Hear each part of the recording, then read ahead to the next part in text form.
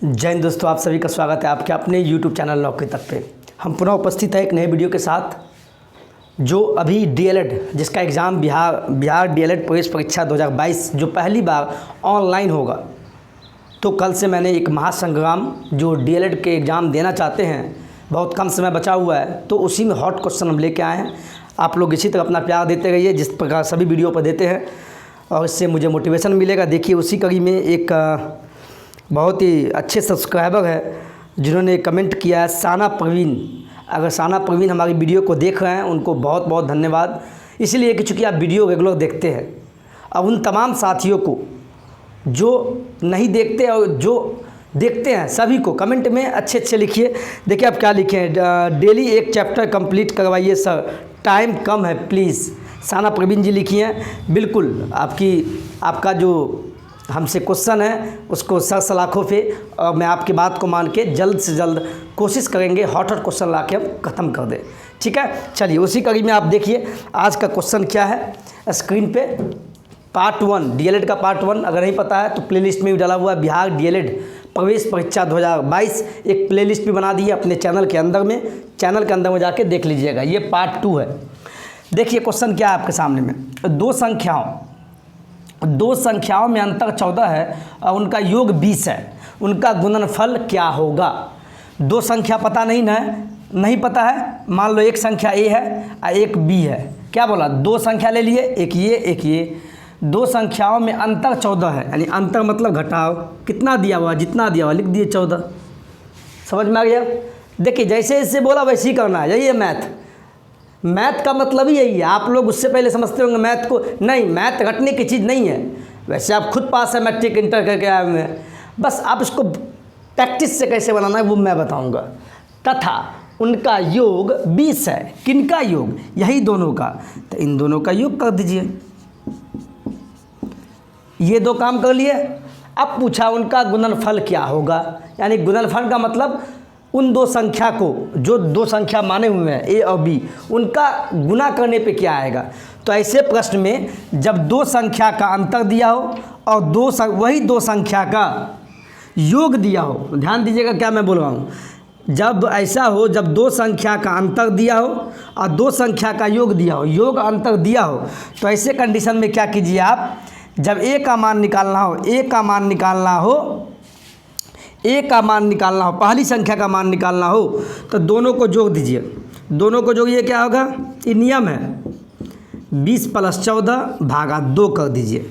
मैंने क्या बोला, जब दो संख्या का अंतर और दो संख्या का योग दिया हो और तब उसी दो संख्या का गुणनफल पूछे, तो उससे पहले आपको पहली और दूसरी संख्या निकालना होगा। तो पहली संख्या ए माने थे, तो पहली संख्या निकालने के लिए दोनों को योग कर दीजिए। ऊपर वाले का ये और ये दोनों का योग कीजिए, भागा 2, तो क्या होगा 20 × 10 = 30, 4 = 34 भागा 2, 2 × 1 = 2, 2 = 17, यानी ए का मान कितना आ गया, 17 आ गया। उसी प्रकार बी का मान, आप दूसरी संख्या निकालिए। दूसरी संख्या के लिए क्या कीजिएगा, बड़ा में से छोटा घटा दीजिए। पहले क्या किए, दोनों को जोड़ के भागा 2, अब दोनों को घटा के भागा 2, तो बड़ी में से छोटी घटाइए। ऐसा नहीं कि 14 में से ये कर दीजिएगा अपना बड़ी, तब बड़ी 20 है, तब 20 में से 14 गया, अब भागा 2 दोनों में रहेगा। अब क्या होगा, 6 भागा 2, 2 × 1 = 2, 2 × 3 = 6, यानी आपके पास दो संख्या आया जो माने थे, ए आ गया 17 और बी आ गया ये। आपसे क्या पूछ रहा है, उनका गुणनफल क्या होगा, किनका, इन दो संख्या का, ए × बी, दो संख्या का गुणनफल। तो ए का मान क्या आया, देखिए 17, क्या 17 लिखिए, गुना तो गुना, बी का मान क्या आ गया 3, तो 3, तो क्या आ गया 17 × 3 = 51, यानी उन दो संख्या का गुणनफल क्या हो गया 51। आपके स्क्रीन पर देख सकते हैं ऑप्शन नंबर 3। ये कुछ हॉट क्वेश्चन है, इसको आप इस टाइप के क्वेश्चन को ऐसे ही बनाना है। ठीक है, अब चलते हैं अगले प्रश्न पे। आप ये प्रश्न देखिए, बहुत ही इंपॉर्टेंट प्रश्न है। आपको देखने, क्वेश्चन अगर लंबा हो तो देख के घबराना मत, ये मेरा एक सलाह है। उसको कम से कम 1 से 2 बार पढ़ना, 1 से 2 बार पढ़ना, 2 से 3 बार पढ़ना। स्टार्टिंग में आपको दिक्कत होगा, यही प्रैक्टिस आपको एग्जाम हॉल में भी काम आएगा। पहले क्वेश्चन पढ़िए। एक संख्या के 2 अंकों का योग 5 है। यदि अंकों को परस्पर बदल दिया जाए तो नई संख्या तथा मूल संख्या के बीच का अंतर 9 है, वह संख्या क्या है। पहले संख्या समझिए क्या होता है। आपको मैं बता दूं, कोई आपसे पूछेगा अंक कितने होते हैं तो आप क्या बोलिएगा, 0 से लेके 0, 1, 2, ये मुझे नहीं बताना चाहिए, लेकिन जो विद्यार्थी को नहीं समझ में आता होगा, जो बहुत साफ क्या कहें सिंपल वे में कहे बहुत मैथ कमजोर है उनके लिए टोटल अंक कितना है तो 0, 1, 2, 3, 4, 5, 6, 7, 8, 9 गिनिए टोटल अंक कितना है 1, 2, 3, 4, 5, 6, 7, 8, 9, 10। कोई आपसे पूछ दे कि गणित की भाषा में कुल अंक कितना है तो आप बोलिएगा 10 अंक है। 1 से लेकर 9 हो गया 9, एक 0 भी अंक है। टोटल कितना अंक है 10, टोटल 10 अंक है, ये भी याद कर लीजिए। और कोई आपसे पूछेगा ये क्या है 10 क्या है, 10 क्या है अंक या संख्या, तो आप बोलना ये संख्या है। क्यों? चूंकि देखिए 2 अंकों से मिलकर एक संख्या बना, 1 और 0। देखिए अंक कौन कौन है 1 और 0, 2 अंक मिलकर एक संख्या मिला बना। कोई पूछ देगा आपसे 324 क्या है, अंक है या संख्या है, तो आप बोलना संख्या है। क्यों? चूंकि देखिए ये 3 अंकों से मिलकर बना है, 3, 2, 4 ये सभी अंक है। ये 3 अंक मिलकर एक संख्या का निर्माण हुआ, इसीलिए इसको संख्या बोलते हैं। समझ में आ गया? पहले आप इसको नोट कीजिए, ये मुझे नहीं बताना चाहिए लेकिन इसलिए बताया चूँकि जो बेसिक होना चाहिए मैं बता दिया हूँ, ठीक है। अब क्वेश्चन पे आइए, अब क्वेश्चन आपको समझ में आएगा। क्या बोला, एक संख्या के 2 अंकों का योग 5 है। कोई संख्या है उसके 2 अंकों का योग 5 है, यदि अंकों को परस्पर बदल दिया जाए। बदलना मतलब क्या, जैसे मान लीजिए बदलने का मतलब ये हुआ पहले ये था अब इसको ऐसे कर दिए, पहले इस साइड में ये था और इस साइड में ये था, अब बदले तो ये हो गया, परस्पर बदल दिया जाए। समझ में आ गया? यदि अंकों को परस्पर बदल दिया जाए तो नई संख्या तथा मूल मतलब ओरिजिनल के बीच का अंतर 9 है। ऐसे प्रश्न को क्या करना है, ऑप्शन से बनाना है, ऑप्शन से। कुछ प्रश्न को ऑप्शन से भी बनाइए, ठीक। ऐसा नहीं कि सभी को बनाने ही लगी है, कुछ ये प्रैक्टिस वाली बात है। देखिए मान लीजिए ये ऑप्शन लेते चेक करते हैं, 41 लेते हैं पहला ऑप्शन को। 41 एक संख्या है, इसको परस्पर बदल दिया जाए। क्या बोला, यदि एक संख्या के 2 अंकों का योग 5 है तो देखिए पहला काम देखिए, एक संख्या के 2 अंकों का योग 5 है तो 4 + 1 5 हो गया, सही मिल गया। यदि अंकों को परस्पर बदल दिया जाए तो आप इसको बदलिए, इधर उधर कीजिए, 1 को इधर ले आइए, 4 को उधर ले गए। बदल दिया जाए तो नई संख्या, तो नई संख्या क्या बना, ये नया बन गया।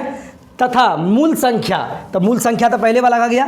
तो दोनों के बीच का अंतर, अब अंतर चेक कीजिए, क्या दोनों के बीच का अंतर 9 है? क्या बोला है, नहीं, मूल संख्या के बीच का अंतर 9 होना चाहिए।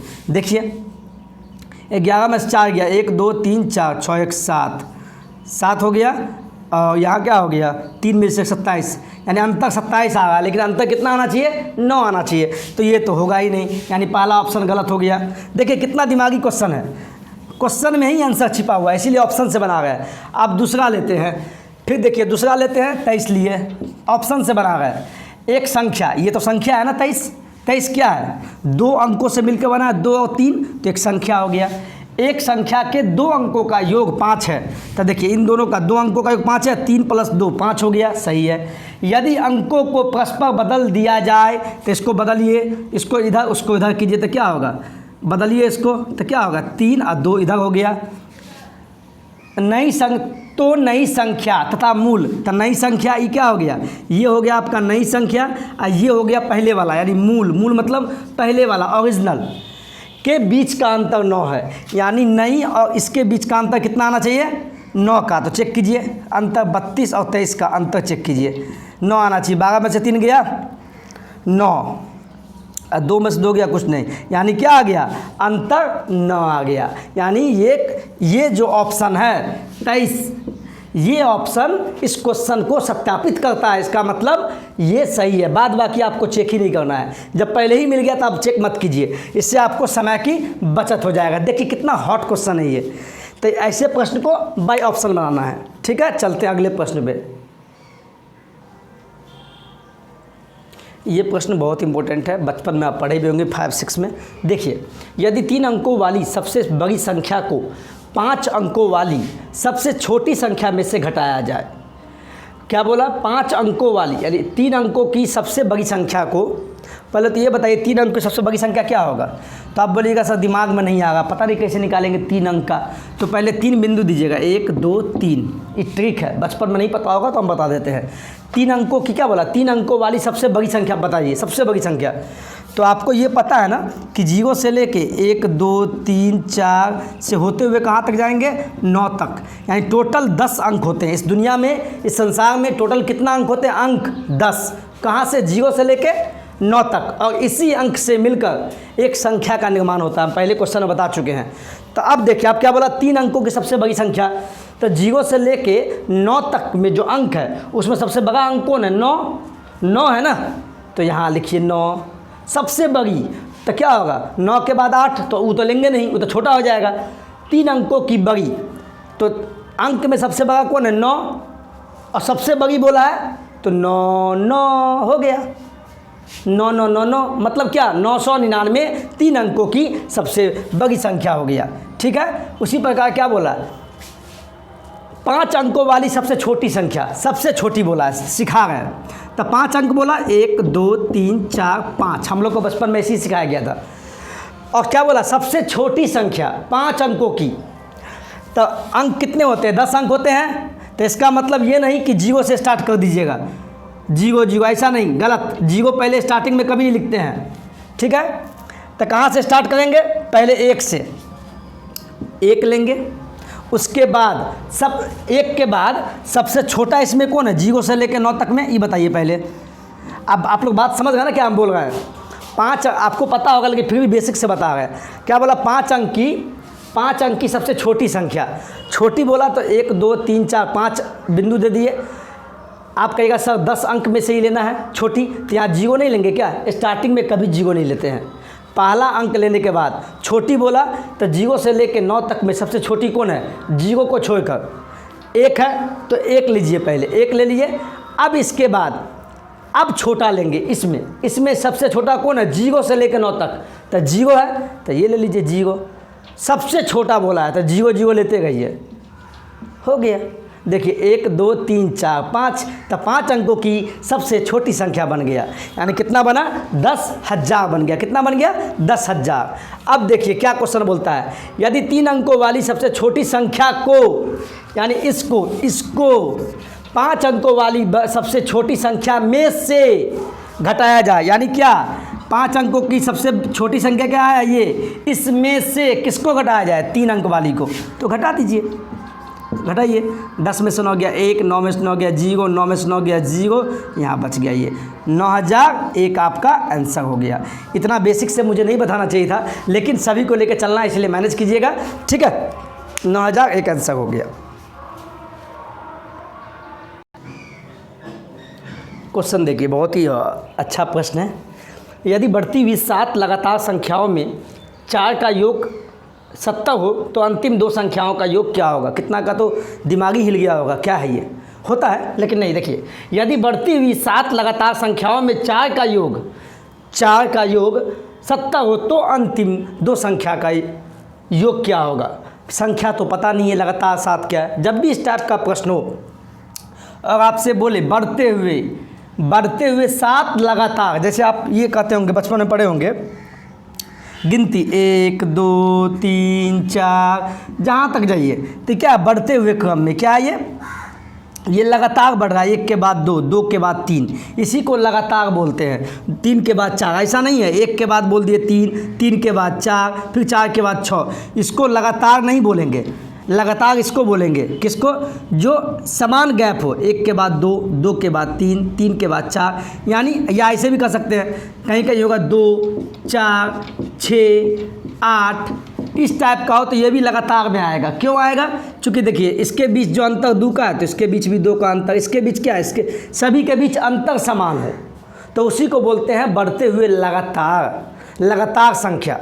कहीं पर आपको ये भी हो सकता है 1 3 5 7, देखिए ये भी लगातार संख्या। क्यों? देखिए यहाँ अंतर कितना का? दोनों के बीच घटाएंगे तो 2 का, फिर 5 और 3 के बीच का अंतर 2 का, 7 और 5 के बीच का अंतर 2 का, यानी 2 संख्याओं के बीच का अंतर समान चले, उसी को लगातार संख्या बोलते हैं, बढ़ते हुए में। तो वही बोला, यदि बढ़ती हुई 7 लगातार संख्याओं में 4 का योग 70 है, तो हमें तो संख्या तो नहीं पता है, 7 संख्या कौन कौन है।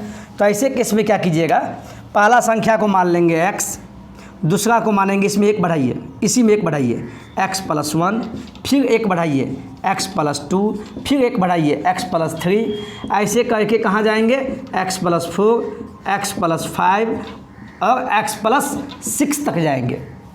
देखिए गिन लीजिए, एक संख्या 2 3 4 5 6 7, क्या बोला, 7 लगातार हो गया 7 संख्या। अब बोला है यदि बढ़ती हुई 7 लगातार संख्या में, यानी इसमें 4 का योग 70 है। 4 मतलब क्या, 4 संख्या, एक संख्या ये हो गया, 2 संख्या ये, 3 1 4, यानी इस 4 का योग, तो इसको योग कीजिए x+1 फिर x+2 प्लस x+3। देखिए 4 संख्या ले लिए, इसका योग कितना दिया हुआ है, 70 दिया हुआ है, यही बोलना चाह रहा था। देखिए कितना आसान प्रश्न है। अब क्या कीजिए, पहले x वाला को जो ये 1 2 3 4 यानी 4x सीधा हो गया। अब इसको गिनिए, अंक को गिनिए, 1 2 1 3, कितना हो गया, 3 2 5 5 1 6, 6 बराबर 70। सॉल्व कीजिए, आप क्या होगा, 4x बराबर 70 माइनस 6 इधर चला जाएगा। अब क्या होगा, x बराबर हो जाएगा 70 में 6 गया, कितना हुआ 64, और ये 4 नीचे आ जाएगा, काटिए, 4 का 4, 16 6 का 64, यानी x का मान क्या आ गया 16। ये मान क्या हो गया, ये मान हो गया 16। ये जो निकल के आया ये आपका x यानी पहली संख्या निकल के आ गया। अब आपसे क्या पूछा, अंतिम, तो अंतिम 2 संख्याओं का योग क्या होगा।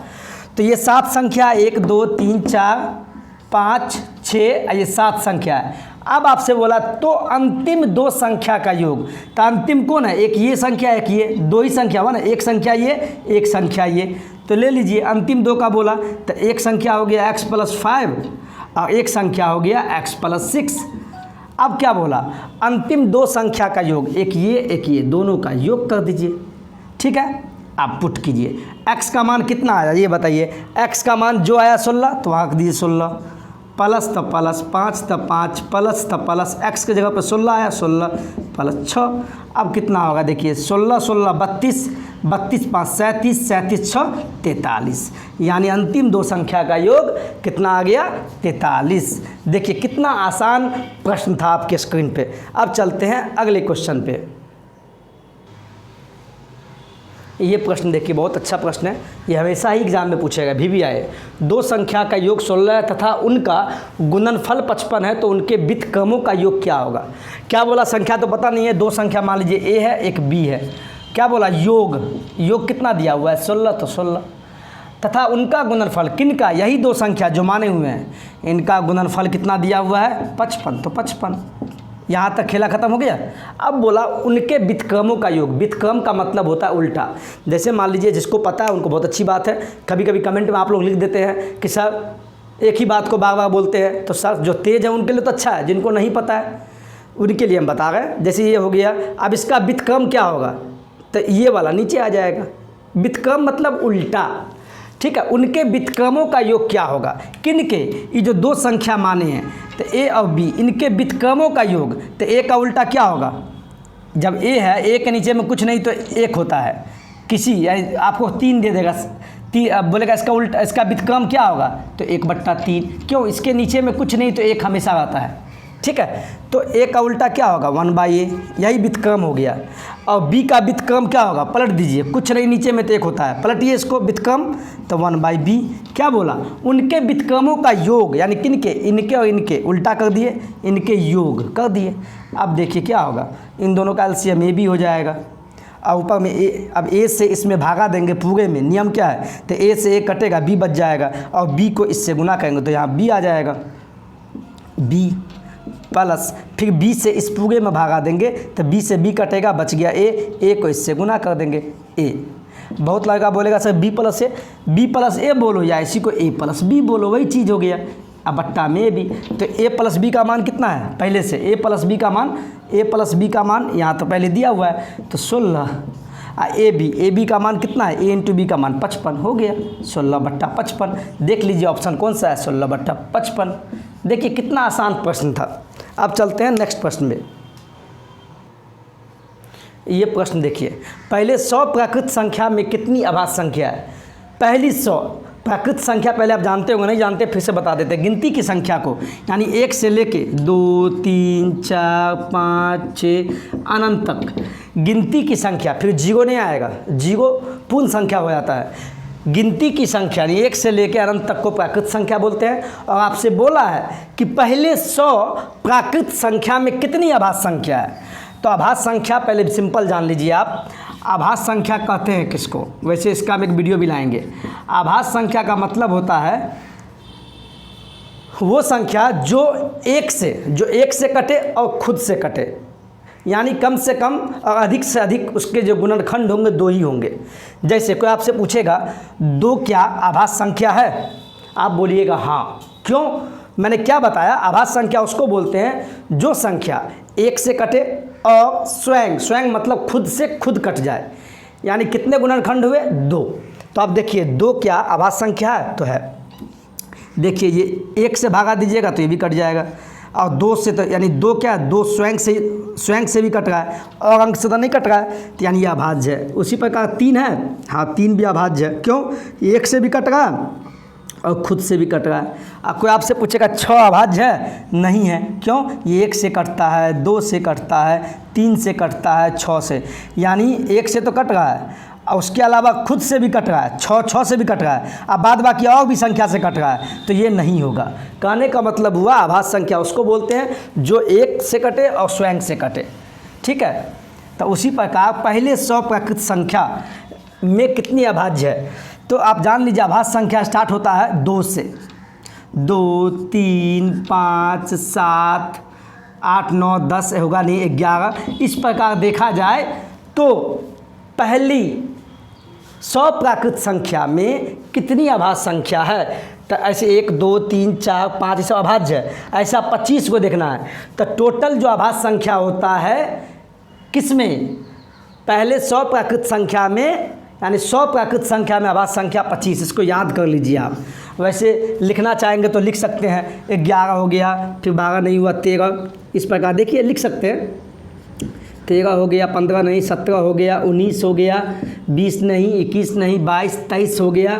इस प्रकार कितनी अभाज्य संख्या होगा, 1 2 3 4 5 6 7 8 9 ऐसे जाएगा। तो 25 टोटल 25 अभाज्य संख्या है जो पहले 100 प्राकृत संख्या में आपको इतना मिलेगा। तो आज का वीडियो यही था, यहीं पे हम एंडिंग करते हैं, चूँकि वीडियो बहुत लंबा हो जाएगा, चूँकि आप लोग का नेट भी बहुत कम रहता है, 1.5 GB मिलता है, हम समझ सकते हैं, इसीलिए वीडियो को लंबा नहीं करेंगे। और जैसा आप लोग जिस टॉपिक पर बोलिएगा हम वीडियो बना देंगे। अपना प्यार इस वीडियो पर दीजिए, जितना हो दबा के शेयर कीजिए, इससे हमें मोटिवेशन मिलेगा बनाने के लिए वीडियो आगे, ठीक है। अगर वीडियो जब चलेगा नहीं तो हम क्यों बनाएंगे सर, बताइए, मेहनत लगता है। तो चलिए, आशा है वीडियो अच्छा लगा हो तो प्लीज़ वीडियो को लाइक करना ना भूले और शेयर भी कर दीजिएगा। जय हिंद, जय भारत।